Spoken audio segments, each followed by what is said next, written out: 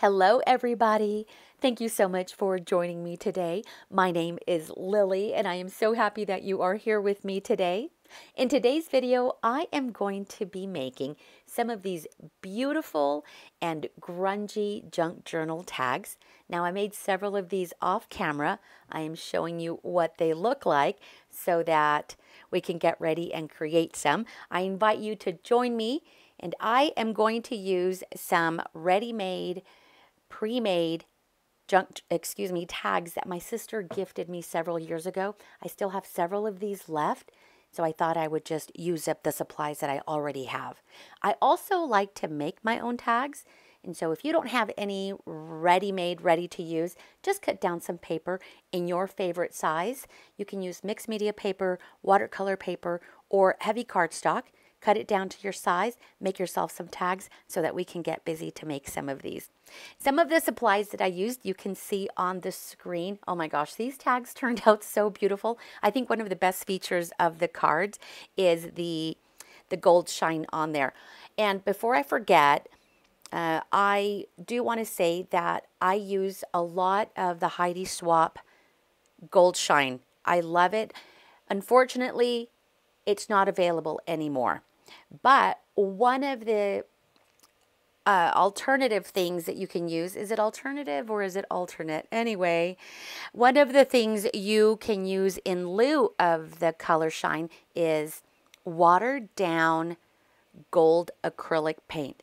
I have done it in the past and it looks amazing. So you take some gold acrylic paint and add a little bit of water, mix it up, and you can use that to splatter on your projects, okay? And I also used the distress paint in Salvaged Patina because it is in my most favorite turquoise hues, and so I love that one. And then I'm also using some Nuvo drops for added embellishments, and this is in the color pale gold. And then what else do I use?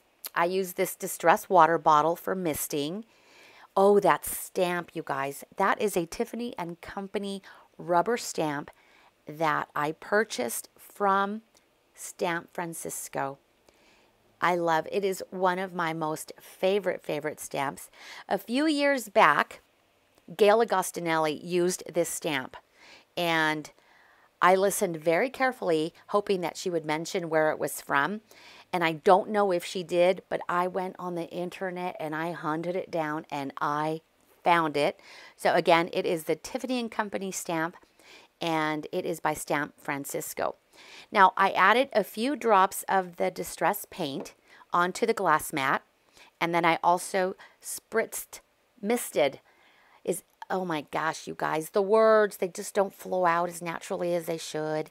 I added some water onto the glass mat with the paint, and I am going to create we're going to do like the smush method. And I'm just going to gently, as you just saw, place the tag over that little puddle of paint. And then I added a little bit more water just so that it moves on the tag to create like a watercolor look. And then I'm going to set it aside. And that's it. Super easy. If you don't have a glass mat, you can do this technique on a plastic bag, on saran wrap. You can even do this on a jelly plate. The look will be a little bit different, but you could do this on any surface as long as what you want is to create a little puddle and then just pick it up with your tag. Now, let me tell you, it was a complete coincidence that I am using this turquoise shade, the Salvaged Patina, and I happen to be using the Tiffany & Company stamp because, you know, it's like a Tiffany blue. That was by pure happenstance, you guys, but it worked out great. I didn't even realize it until I started recording this video and noticed how these two kind of came together. It was meant to be. So just spritz. You can also spritz the tag before you dip it into the little puddle, and that'll create more movement of the paint onto the paper. So you can see how beautiful and distressed and watercolory they look. And that is the look that I am going for. And if it starts to, so I'm like running out of color. So you can add as much paint as you like, depending on the color variations that you want. And if you don't want it blended, don't mix the colors as much as I did. That way you can get more pigment in some areas. And that looks really nice too. So what do I do next? I don't remember, you guys. It's been a few days since I recorded this video. So here I show you how I spritz the tag before dipping it into my little puddle of color. And it's getting really diluted, but that's okay. It still looks really nice. So you can either have it nice and bold and vibrant, and as you continue to work, it's going to dilute a little bit. So just add more color or keep working with a diluted color. They all look great. When they dry, they all look beautiful. It almost looks like the ocean waters. So adding a few more drops. I believe I have a few more tags that I'm going to use. So I'm going to work on all of those tags that you saw me grab. I did work on some off camera, and the ones that I've already created, I actually let air dry overnight. So the especially the Nouveau drops, those I use those and I let those dry overnight. So, and I'll show you how I use those in a moment. And the Nouveau drops are completely optional. If you don't have the Nouveau drops, you can also use enamel drops, even glossy accents to make little drops. Or if you have the acrylic little drops, you can also glue those down onto your page. Or even gems and sequins. Use whatever you have.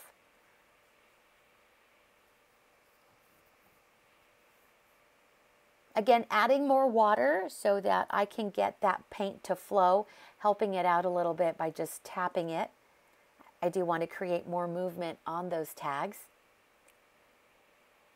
I'm running out of space, you guys, and I honestly don't have an area anywhere else on my craft table to move these to. I have been working on creating junk journal embellishments for the new junk journals that I am working on. And so I have things spread out everywhere. There are some days where I'm stuck and I can't think to create at all. And the other day, a few days ago, I woke up and I had so many ideas, you guys, and not enough hours in the day to create. So I grabbed my pen, I grabbed my notebook, and I just started writing down all the ideas and all of the projects that I wanted to create. And so that is what I've been doing these past few days. So you've noticed how I've been uploading a lot of shorter videos with all of the junk journal embellishments that I've been working on, and I'm having so much fun. So there will be times where the creativity and the ideas flow. And then, of course, there will be a lot of other times where we're stuck and we just can't even, cut piece of paper. So what I did here is I grabbed some mixed media paper from my scraps on the side to pick up all of that excess paint. I don't want it to go to waste. It is my favorite color to work with. And so, of course, we are going to salvage the Salvaged Patina, you guys. No pun intended. And what I did is I grabbed a lid. It's a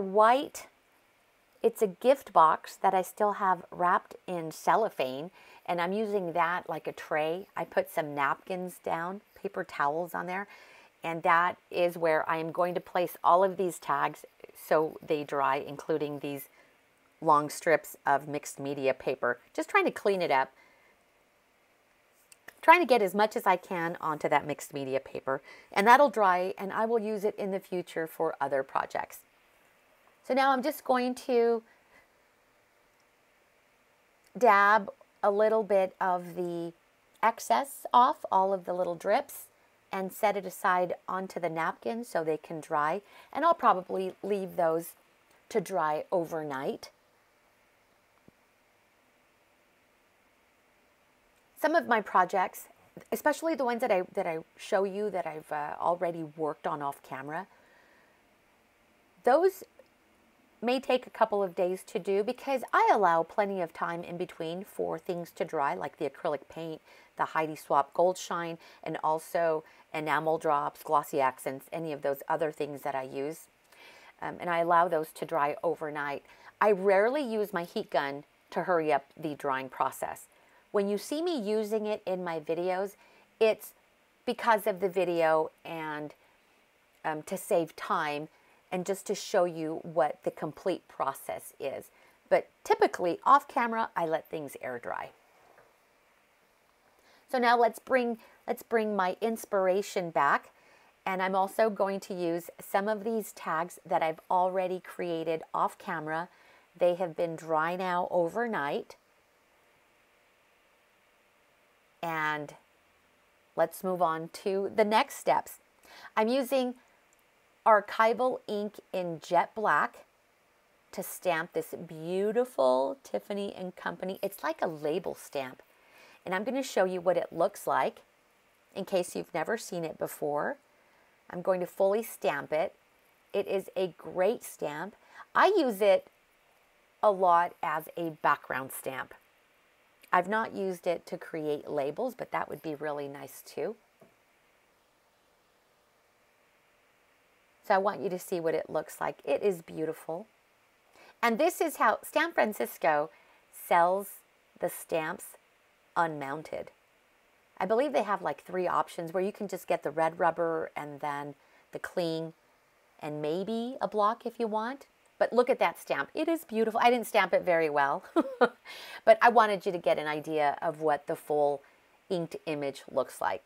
Now, I'm not going to use the acrylic block because I don't want a solid stamp on the tags. I'm just going to ink it and then stamp it haphazardly onto the tags. And they're not very even, as you can see here. Looks a little bit messy, a little grungy, but that's the look that I'm going for. I'm trying to create a beautiful mess. And that's what these remind me of. Beautiful chaos. And just lightly inking. I was trying to get a not so dark impression. And I could have continued like 2nd and 3rd generation stamping, but I kept inking it onto the pad. And so of course I'm going to get that jet black ink onto the paper. It looks great regardless.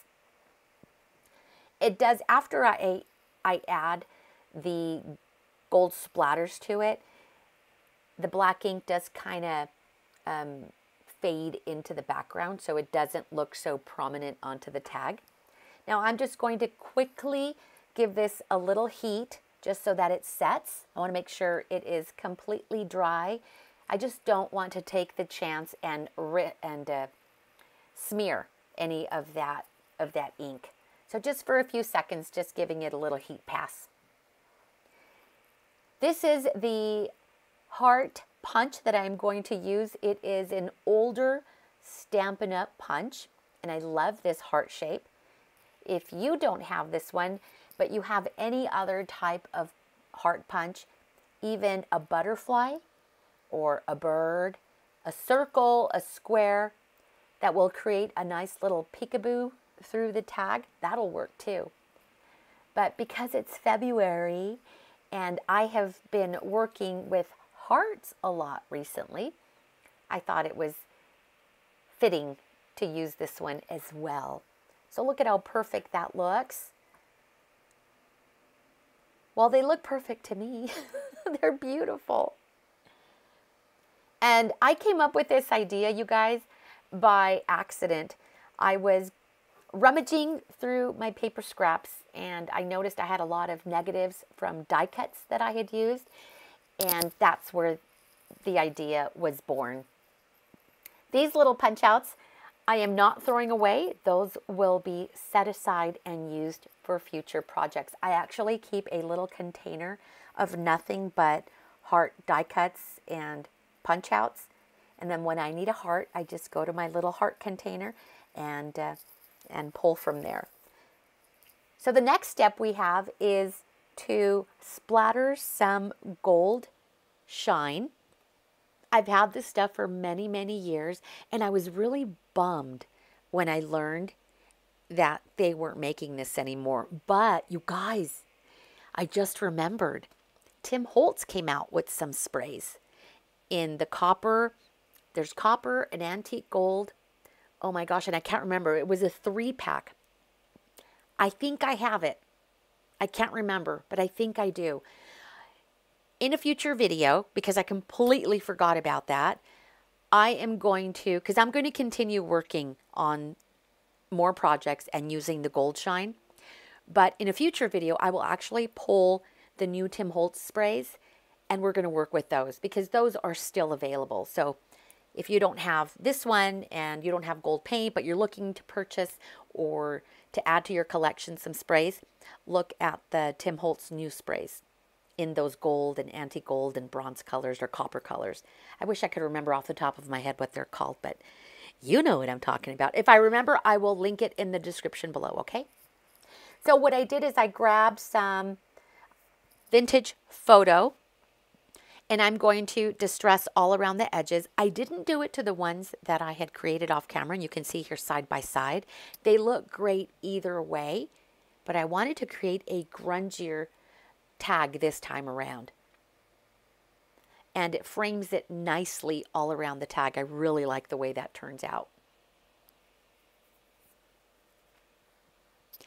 So now we are going to splatter some of the gold shine. I used to use the wand that is in the bottle, but I can't unscrew the cap. It's like stuck. So I am just barely squeezing the nozzle down to get some drips instead of sprays. If I push the nozzle all the way down, it's going to spray out a gold mist and then give it like this gold sheen over the tags, and that's not what I want. I want splatters, big droplets of gold. And so that's why I barely press down on that little trigger and create those drops. Now I used the heat tool over these and it took almost 3 minutes to dry, but I edited that out. I didn't think you wanted to watch me dry my tags for 3 minutes, but that is how long it took me. Normally, I would just let these dry overnight. So now these are Nuvo crystal drops, and this is, now I was trying to read it upside down, you guys, and I don't know how to read upside down. So once I brought it up to my face, I noticed that I didn't have it positioned right. But this is in the shade Pale Gold. It's a beautiful, beautiful color. So I'm just going to add a few drops onto the tags just for a little bling, just some added embellishments, and they dry hard, so they're not smushy or anything, but you do need to let these dry overnight or you'll flatten them. But they look really nice. If you have any other type of embellishment that you would rather use, like sequins or little clear gems or stars, anything you want. And I actually thought about doing that with some of them. But because I have this handy, I thought I would use the Nuvo crystal drops.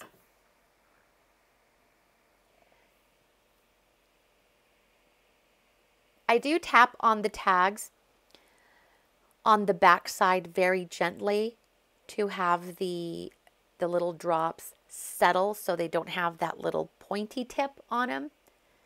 And so just kind of tapping them so it settles a little bit more, just a little bit. And it does help. They don't dry completely smooth, okay?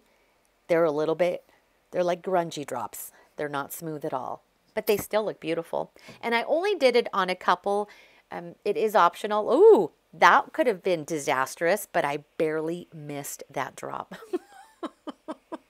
That would have definitely been a grungy tag. And I only did it on 2. I left the other 2 plain because it looks great without them as well. You guys, thank you so much for joining me today. I appreciate you guys so much, and I sure hope that you found inspiration in this project. I appreciate you, and I will see you next time. Bye!